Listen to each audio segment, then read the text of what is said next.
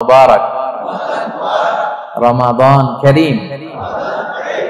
এই যে এখন মনে হচ্ছে যে না, রমজান আসছে, রমাদানের একটা ভাব, মাশাআল্লাহ তাবারাকাল্লাহ। রোজার কিছু বিধিবিধান আছে, রুলস এন্ড রেগুলেশনস আছে, এবং রমাদান আসলেই আমরা অনেক প্রশ্ন পাই দেশ থেকে, দেশের বাইরে থেকে।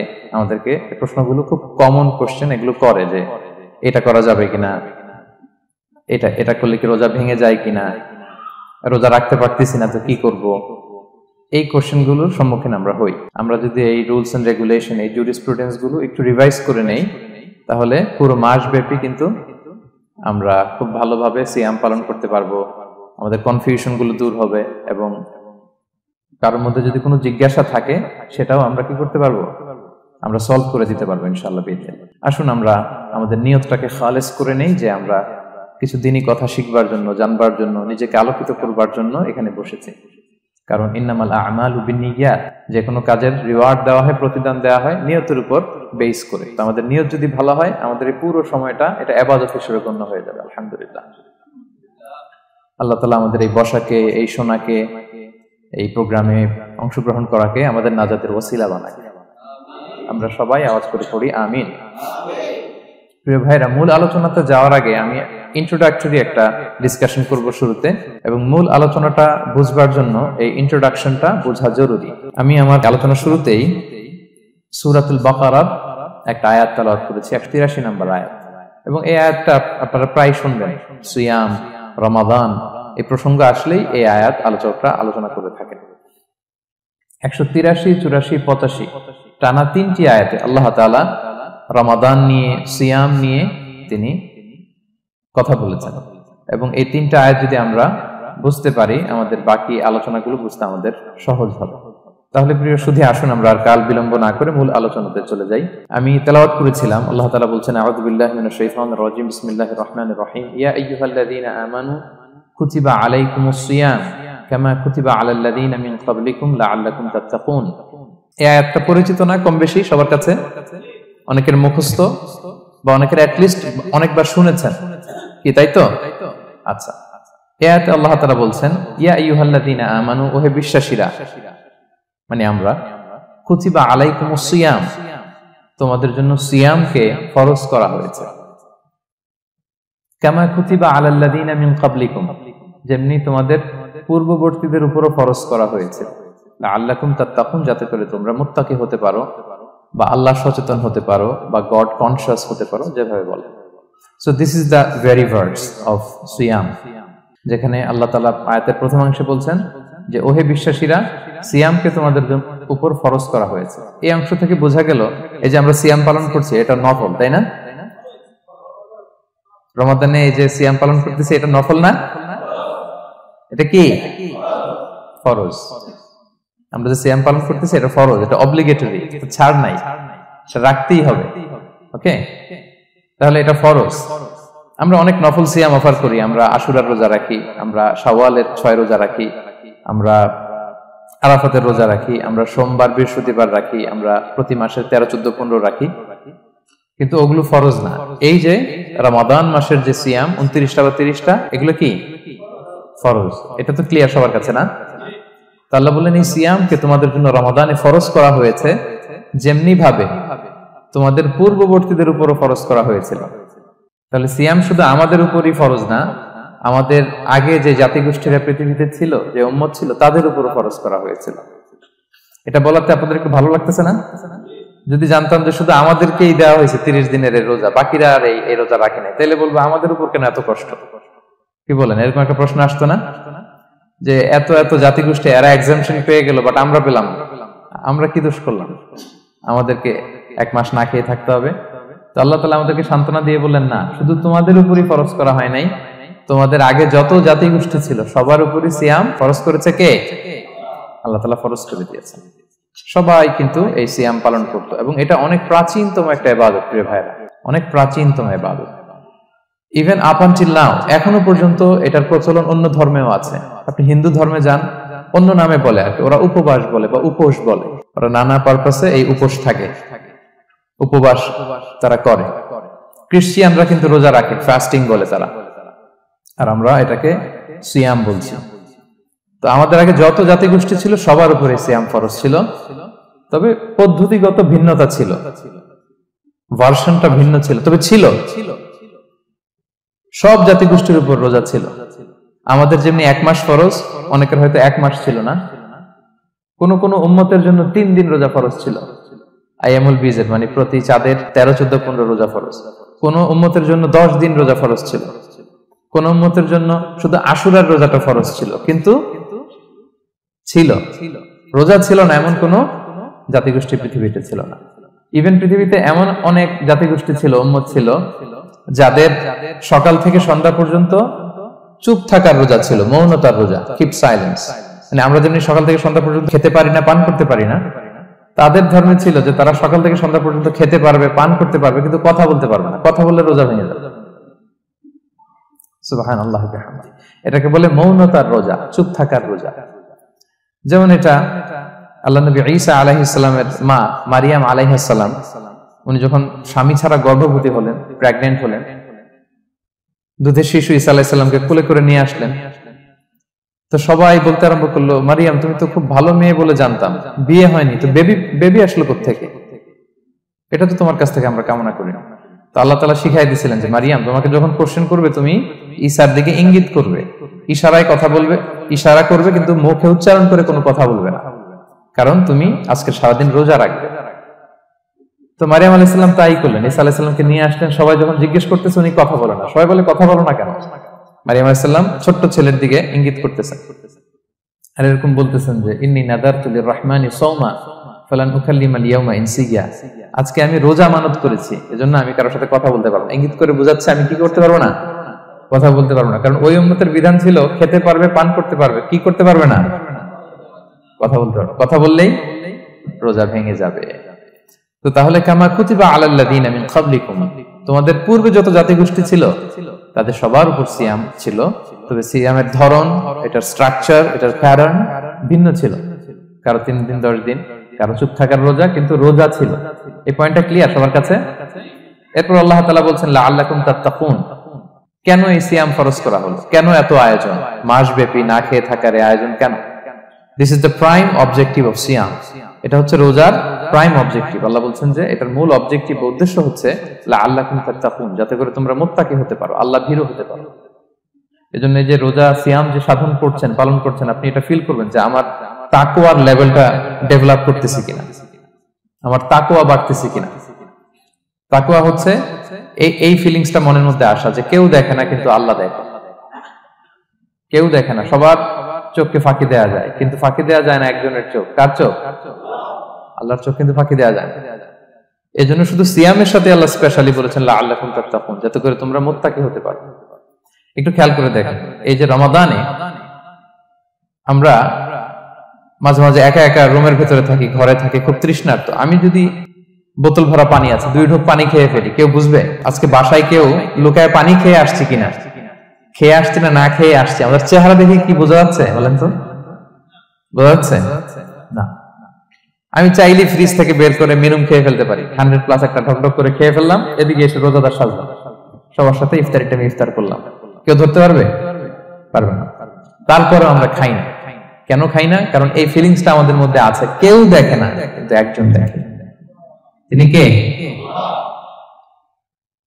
লাআল্লাকুম তাত্তাকুন, রোজা তোমাদেরকে মুত্তাকি বানাবে। কেউ নাই, তারপর আল্লাহর ভয়ে আমরা খাই না। উমর ফারুক রাদিয়াল্লাহু তাআলা আনহু রাতের অন্ধকারে লুকিয়ে লুকিয়ে মদিনার জনগণের খোঁজ খবর নিতেন।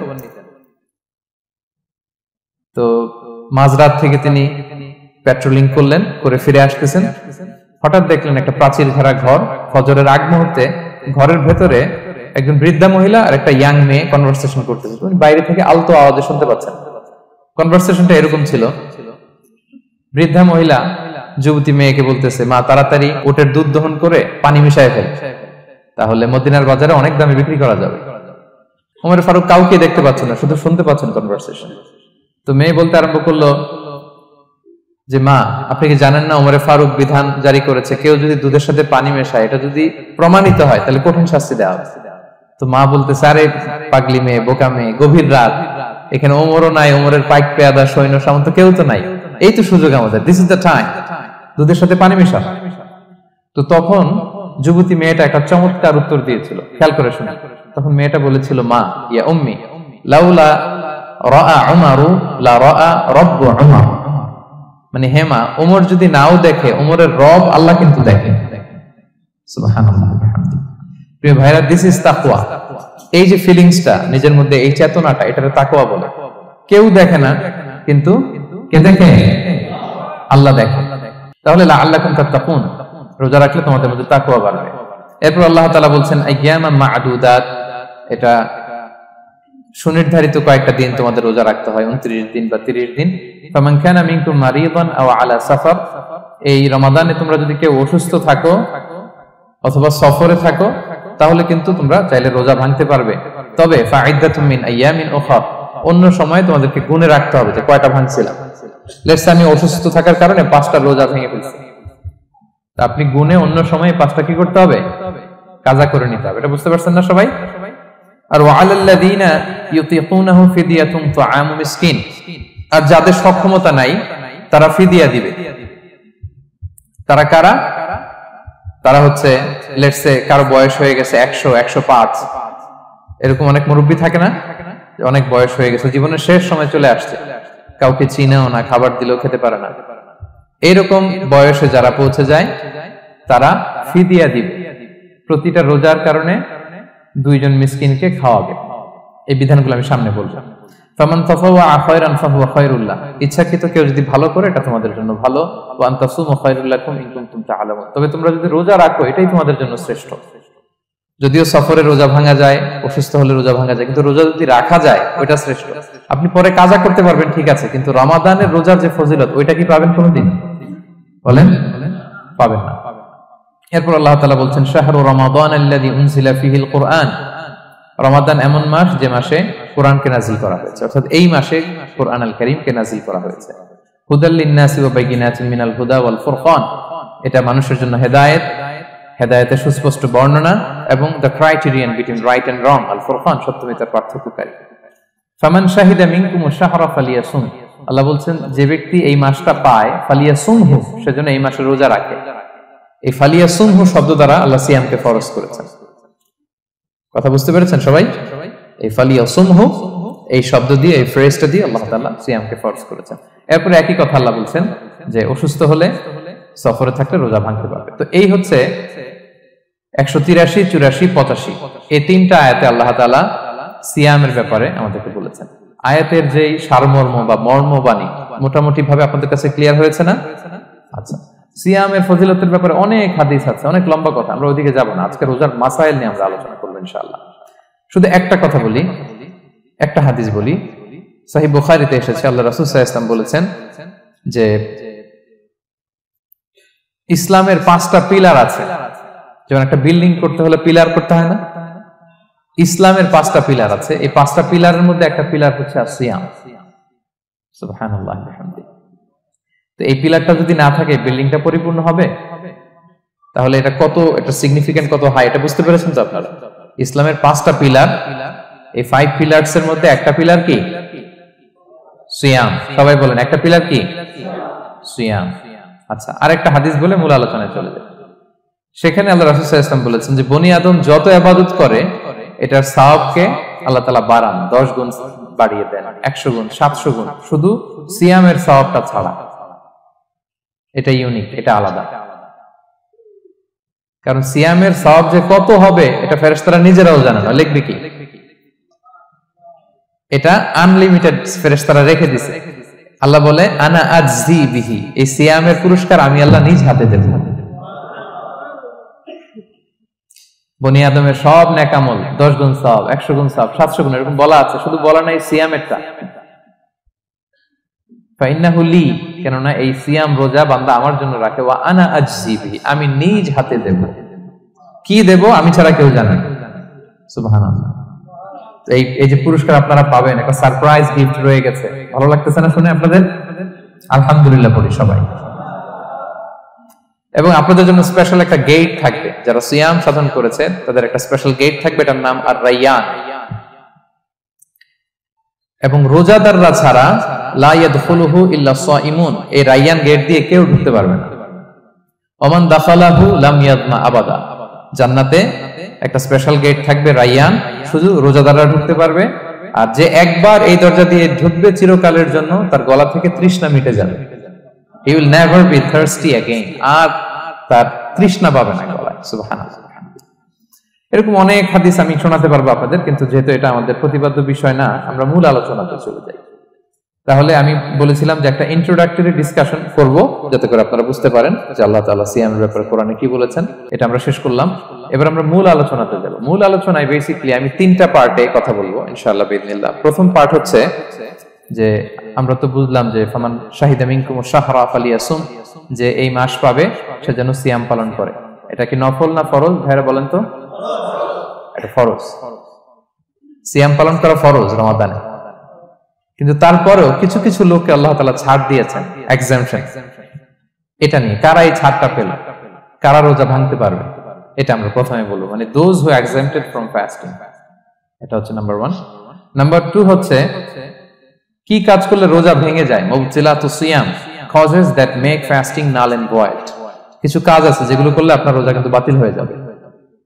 যে রোজার কারণে এরকম সারপ্রাইজ গিফট অপেক্ষা করছে, আপনার সম্মান আল্লাহ বাড়ায় দিচ্ছে, এই রোজা নষ্ট হয়ে যাবে কি করলে, এটা আমাদের জানা দরকার আছে না?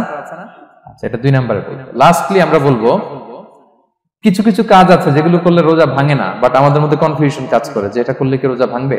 অনেকে বলে ইনহেলার নেওয়া যাবে, অনেকে বলে যে ইনজেকশন নেওয়া যাবে, অনেকে বলে অ্যানেস্থেসিয়া দেওয়া যাবে, অনেকে বলে এটা করা যাবে ওটা করা যাবে, মানে অনেক কনফিউশন।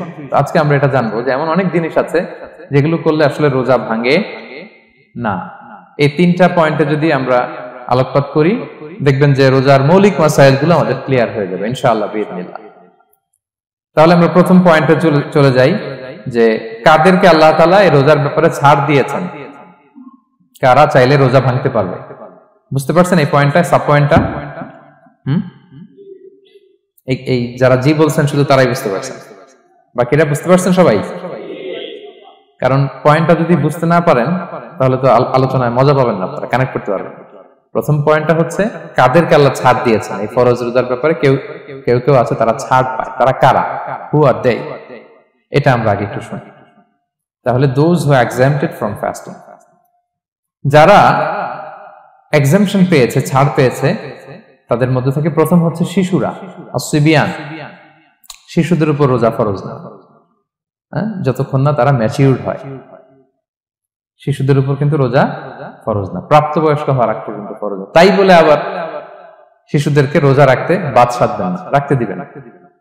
আমার বড় মেয়ের বয়স 8 বছর, সে গতকাল রোজা রেখেছে, সে মহা খুশি। সে কখনো অডিও কল দেয়, কখনো ভিডিও কল দেয়, কখনো ইফতারের ছবি পাঠায়। মানে এটা তাদের মধ্যে কিন্তু একটা অনেক চমৎকার একটা ভালো ইমেজ কাজ করে। তো আপনারা বাধা দিবেন না যদি রাখতে চায়। অনেক বাবা মারা এত সচেতন, এত অতি সচেতন যে ছেলে মেয়েরা রাখতে চায় কিন্তু বাবা মারা দিতে চায় না। 1-2 দিন না খেয়ে থাকলে বাচ্চারা মরে যায় না, কিন্তু তার মধ্যে এই যে একটা স্পিরিচুয়াল একটা কি বলবো ভাইব আসলো, একটা স্পিরিট আসলো, এটা যেন আমরা নষ্ট না করি। আমার মনে আছে বৈশাখী টেলিভিশনে একটা লাইভ প্রোগ্রামে এক ছোট্ট মেয়ে প্রশ্ন করতেছে যে হুজুর আমি তো রোজা রাখতে চাই, আম্মু আমাকে রাখতে দেয় না, তো আম্মুকে একটু বলে দেন যাতে আমাকে রাখতে দেয়। ছোট্ট একটা মেয়ে, সে ফোন করে আমাকে প্রশ্ন করলো। তো দেখেন যে এটা ওই বাবা মায়ের তো গর্ব করা উচিত যে আমার ছোট্ট মেয়ে 7 বছর 8 বছর, যদিও এখনো ফরজ হচ্ছে না, আর কয়েক বছর পরে হবে, কিন্তু সে রাখতে চায়, সে সেলিব্রেট করতে চায় সে আমাকে। আমরা যেন তাদেরকে বাধা না দেই, আমরা যেন তাদেরকে ইন্সপায়ার করি। আমার মনে আছে আমি ছোটবেলা, তখন আমি মাদ্রাসায় ভর্তি হই নাই, আমি তখন স্কুলে পড়তাম, তো খুব ছোট, কিন্তু আমি রোজা রাখতে চাইতাম, আব্বা আম্মা দিতে চাইতো না। আমার দাদি আমাকে বলতো যে তুমি একটা কাজ করবা, তুমি সকালে স্কুলে যাবা, দুপুর 12টায় ফিরে আসবা, এসে খেয়ে ফেলবা, তো হাফ রোজা হয়ে গেল, অর্ধেক। এরপরের দিন আবার সকালে না খেয়ে যাবা, দুপুর 12টায় এসে খেয়ে ফেলবা, অ্যানাদার হাফ, তো 2 হাফ মিলে একটা হয়ে গেছে। এইভাবে আমি অনেকগুলো রোজা রাখছিলাম ওই বছর। এখনো এই স্মৃতি আমাকে স্মৃতিকাতর করে। আমার দাদি নাই, চলে গেছেন, আল্লাহ ওনাকে জান্নাত নসিব করুক, আমরা দোয়া করি। কিন্তু আজও আমার কাছে এই নস্টালজিয়া ফিলিংটা হয় যে আমি কিন্তু এইভাবে রোজা রাখছিলাম ছোটবেলায়। আমাদের বাচ্চারাও তাই করে। সো ওদের মধ্যে যে এই আবেগ, এই উচ্ছ্বাস, এটাকে যেন আমরা নষ্ট না করি। বাট লিগালি তাদের উপর রোজা ফরজ হয়নি প্রাপ্তবয়স্কতার আগে, তাইলে ওদের রাখা লাগবে না। নাম্বার 2, মাজনুন, পাগলদের উপর রোজা ফরজ হয় না, যারা পাগল তাদের উপর ফরজ হয় না। একটা হাদিস শোনাই, আল্লাহ রাসূল সাল্লাল্লাহু আলাইহি ওয়াসাল্লাম বলেছেন, আমি সবকিছু খুব প্রিসাইজলি বলছি যেহেতু আমাদের সময় কম। রুফি আল কালামু আন সালাসা, 3 ব্যক্তির উপর থেকে শরীয়তের কলম উঠিয়ে নেওয়া হয়েছে। আনিন নাইমি হাত্তা ইয়াস্তাইকিযা, ঘুমন্ত ব্যক্তি যতক্ষণ না সে জাগে। ঘুমের মধ্যে আপনারা কেউ বকা দিয়ে ফেললে আপনি মাইন্ড করতে পারবেন না, তো ঘুমাইছিল, কাকে বকা দিয়েছে কি করছে সে জানেই না। ঘুমন্ত ব্যক্তির উপর থেকে শরীয়তের কলম উঠিয়ে নেওয়া হয়েছে। আনি সাবিগি হাত্তা ইয়াহতালিমা, শিশু যতক্ষণ না সে প্রাপ্তবয়স্ক হয়। ওয়া আনিল মাজনুনি হাত্তা ইয়াকিলা, পাগল যতক্ষণ না সে সুস্থ হয়। এই 3 শ্রেণীর ব্যক্তি থেকে শরীয়তের কলম উঠিয়ে নেওয়া হয়েছে। বুঝতে পেরেছেন? 3 নাম্বার হচ্ছে মারিদ, আপনি যদি খুব অসুস্থ হন তাহলে আপনি রোজা ভাঙতে পারবেন, যেটা আমরা ওই যে ইন্ট্রোডাক্টরি ডিসকাশনে বলেছি যে অসুস্থ হলে আপনি রোজা ভাঙতে পারবেন। 4 নম্বরে হচ্ছে মুসাফির, ট্রাভেলার, যদি আপনি লম্বা সফর করেন আপনি রোজা ভাঙতে পারবেন। এটা ন্যূনতম সীমা হচ্ছে 48 মাইল, তাই বলে কেএল থেকে পেনাং যাচ্ছেন আর রোজা ভেঙে ফেলবেন, এটা করা যাবে না। আবার এখানে যদি আপনার সফরের পেরেশানি থাকে, খুব কষ্ট, তাহলে আপনি এই সুযোগটা নিতে পারবেন। কিন্তু আল্লাহ বলেছেন ওয়া আনতাসুমু খায়রুল লাকুম ইন কুনতুম তা'লামুন, যদি তোমরা রোজা রাখো এটাই তোমাদের জন্য কল্যাণ, যদিও আমি ফ্লেক্সিবিলিটি দিয়েছি। তো রাসূল সাল্লাল্লাহু আলাইহি ওয়াসাল্লামের সময় দেখা যেত যে মক্কা থেকে মদিনা, মদিনা থেকে তায়েফ যেতে প্রচন্ড গরমের মধ্যে ওনারা উট দিয়ে মরুভূমির উপর দিয়ে যেত। ওই পরিস্থিতি কিন্তু আমাদের নেই। কিন্তু যদি আপনার লম্বা সফর হয়, লেটস সে আপনি কেএল থেকে নিউ ইয়র্কে ফ্লাই করছেন, সফরের অনেক পেরেশানি, অনেক সময় হয়তো খেতে পারছেন না, আপনি চাইলে এই ফ্লেক্সিবিলিটি নিতে পারবেন। তো অসুস্থতা আর সফরে থাকলে আপনি রোজা ভাঙতে পারবেন, তবে ফাইদ্দাতুম মিন আইয়ামিন উখর, অন্য সময় এটা গুনে গুনে রাখতে হবে। 5টা যদি ভাঙা যায় পরে 5টা কাজা করবেন। এই পয়েন্টটা কি সবার কাছে ক্লিয়ার? সফরে যে রাসূল সাল্লাল্লাহু আলাইহি ওয়াসাল্লাম রমাদানে রোজা ভেঙেছে এটার একটা দলিল বলি। আপনারা মক্কা বিজয়ের নাম শুনেছেন না? রাসূল সাল্লাল্লাহু আলাইহি ওয়াসাল্লাম হিজরত করলেন, পরে আবার বিজয় করলেন। এই মক্কা বিজয় কত হিজরিতে হয়েছে কে বলতে পারবেন? হ্যাঁ, হিজরি বলেন তো দেখি। 8ম হিজরি, মাশাআল্লাহ। 8ম হিজরিতে রাসূল সাল্লাল্লাহু আলাইহি ওয়াসাল্লাম যখন মক্কা বিজয় করতে যান, এটা কোন মাস ছিল জানেন? হ্যাঁ, রমাদান মাস। রমাদানের 20 তারিখে মক্কা বিজয় হয়েছে, 20 রমাদান। রাসূল সাল্লাল্লাহু আলাইহি ওয়াসাল্লাম মদিনা থেকে মক্কায় যাচ্ছেন বিশাল বাহিনী নিয়ে। মক্কায় পৌঁছতে আরো 90 কিলোমিটার বাকি। আল কাদিদ নামে একটা জায়গা আছে, সহিহ বুখারীর বর্ণনা। ওই কাদিদ নামক জায়গায় রমাদানে রাসূল সাল্লাল্লাহু আলাইহি ওয়াসাল্লাম রোজা ভেঙেছিলেন, ওটের উপর বসে ঢকঢক করে পানি খেয়েছিলেন, যাতে সবাই দেখে। কারণ সবাই ভাববে রমাদানের রোজা রাখবো কি রাখবো না, সবাই আলাদা করে বলতে অনেক সময় লাগবে। রাসূল সাল্লাল্লাহু আলাইহি ওয়াসাল্লাম একটা উঁচু জায়গায় সবাইকে দেখে ওটের উপর পানি খেয়ে ফেললেন। বলে রাসূলের দেখা দেখি সব সাহাবারা পানি খেয়ে রোজা ভেঙে ফেললো। এটা কোন মাস ছিল? সবাই বলতে হবে কোন মাস? রমাদান। রাসূল সাল্লাল্লাহু আলাইহি ওয়াসাল্লাম সফরে ছিলেন, ফলে তিনি রোজা ভেঙেছেন। দলিল পাইছেন? হ্যাঁ, আচ্ছা, সংক্ষেপ করে দিচ্ছি, লম্বা কথা সংক্ষেপ করে দিচ্ছি। আর কোরআনের আয়াত তো শোনালামই আমি, ফামান কানা মিনকুম মারিদান আও আলা সাফার ফাইদ্দাতুম মিন আইয়ামিন উখর, কেউ যদি অসুস্থ হয় কিংবা ট্রাভেল করে চাইলে রোজা ভাঙতে পারবে, তবে গুনে গুনে পরে আদায় করে নিতে হবে।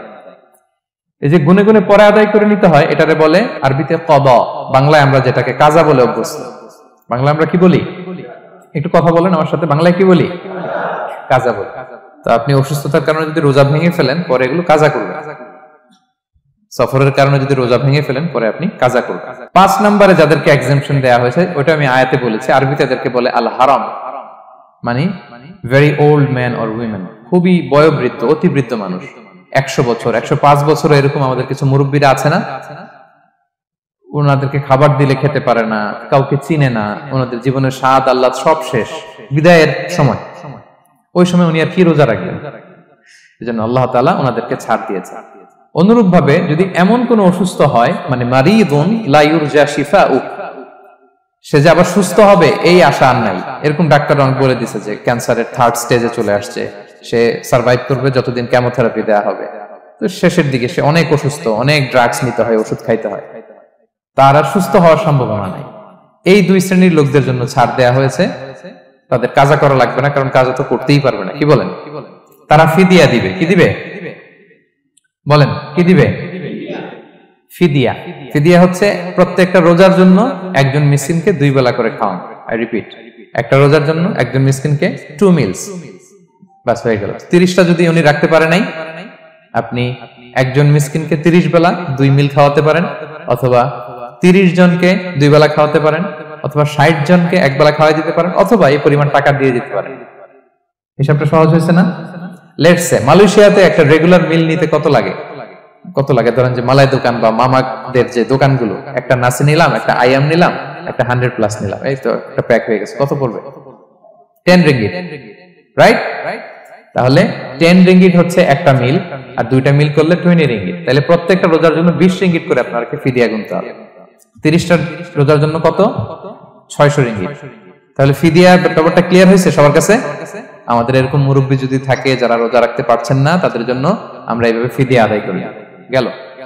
ইমাম মালিক আলাইহি রাহমা, মালিকি মাযহাবের ইমাম, উনি ওনার শেষ জীবনে খুব অসুস্থ ছিলেন। উনি ওনার শেষ জীবনের রমাদানে রোজা রাখতে পারেন নাই, এত বয়স হয়ে গেছিল, রোজা রাখতে পারেননি। তো উনি 30 জন মিসকিনকে এনে গোশত আর রুটি খাওয়াই দিয়েছিলেন একসাথে, ফিদিয়া আদায় হয়ে গেছে।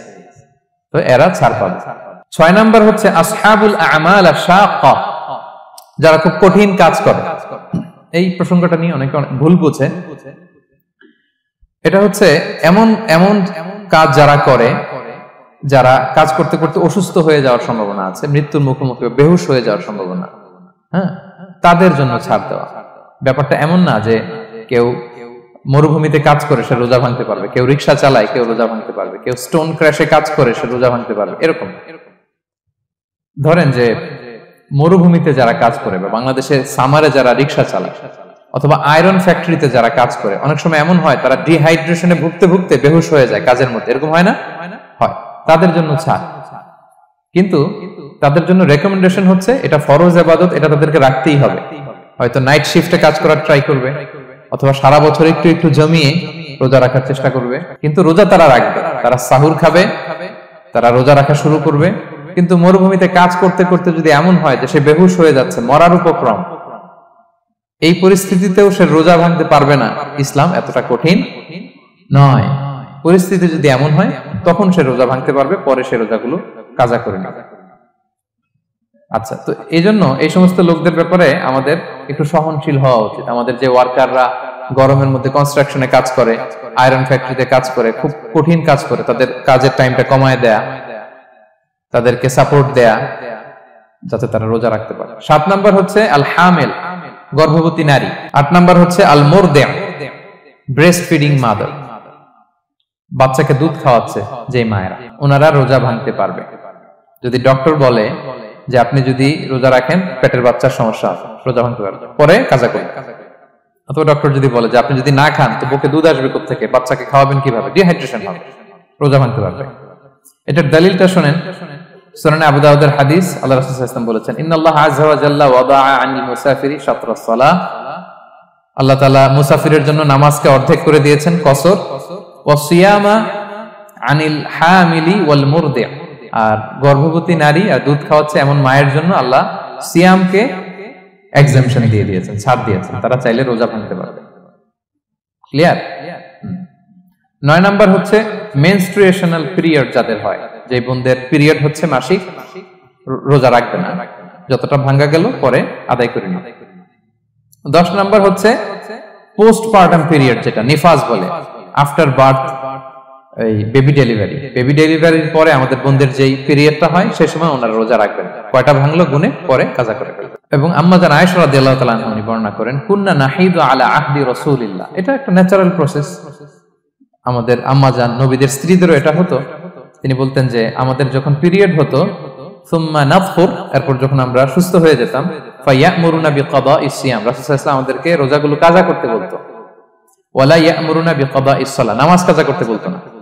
আমাদের বোনরা পিরিয়ডের কারণে যে নামাজগুলো চলে যায় এগুলো কিন্তু পড়তে হয় না পরে, কিন্তু রোজা যদি ভাঙা হয় সেগুলো কি করতে হয়? রাখতে হয়। একটা মজার হাদিস শুনেন, আম্মা জান আয়েশা রাদিয়াল্লাহু তাআলা আনহা বলেন যে আমার যে রমজানের ভাঙতি রোজাগুলো ছিল আমি সারা বছর রাখতাম না। আমি হাদিস পড়তে গেলে অনেক সময় লেগে যাবে। সারা বছর আমি রাখতাম না, এটা আমি শাবান মাসে রাখতাম। কোন মাসে? শাবান মাসে। কেন? কারণ রাসূল সাল্লাল্লাহু আলাইহি ওয়াসাল্লাম নিজেও রমাদানের পরে সবচাইতে বেশি নফল রোজা যেই মাসে রাখতেন সেটা হচ্ছে শাবান মাস। যে এই মাসের আগে যে মাসটা আমরা কাটায় আসলাম শাবান, এই শাবান মাসের প্রায় পুরো মাসের রাসূল সাল্লাল্লাহু আলাইহি ওয়াসাল্লাম রোজা রাখতেন। আম্মা জান আয়েশার যে ভাঙতি রোজাগুলো উনি সারা বছর না রেখে ওই সময় রাখতেন। হাজবেন্ড ওয়াইফ দুইজনই রোজাদার। ব্যাপারটা সুন্দর না অনেক? দুইজনেই, যেহেতু আমার হাজবেন্ডও রাখতেছে তো আমিও এই টাইমে রাখি, এইভাবে উনি বুদ্ধি করে ওনার রোজাগুলো রেখে দিতেন।